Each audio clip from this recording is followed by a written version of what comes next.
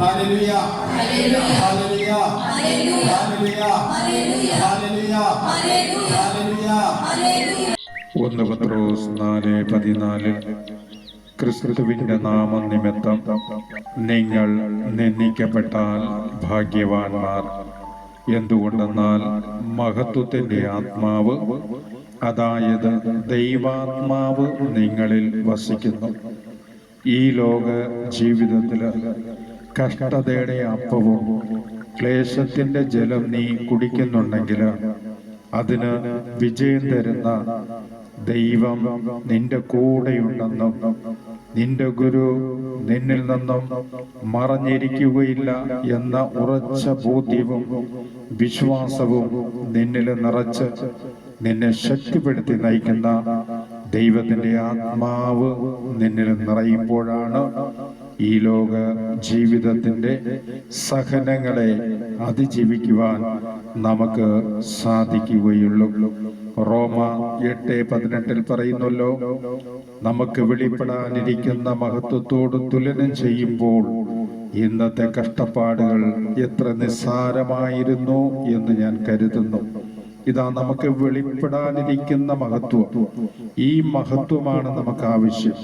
എന്താണ്? ദൈവത്തിന്റെ ആത്മാവ് നമ്മളിൽ വന്ന് നിറയുമ്പോൾ നമ്മൾ ദൈവത്തിന്റെ സ്നേഹത്തിൽ നിറഞ്ഞ് സത്യത്തിന്റെ പാതയിലൂടെ നമുക്ക് സഞ്ചരിക്കുവാൻ സാധിക്കും. യോഹന്നാൻ 16:13 രക്ഷകനായ ഈശോ പറഞ്ഞു, സത്യാത്മാവ് വരുമ്പോൾ നിങ്ങളെ സത്യത്തിന്റെ പൂർണ്ണതയിലേക്ക് നയിക്കും.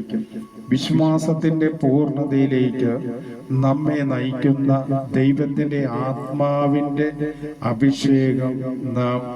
അഭിഷേകത്തിൽ നാം നിറയണം.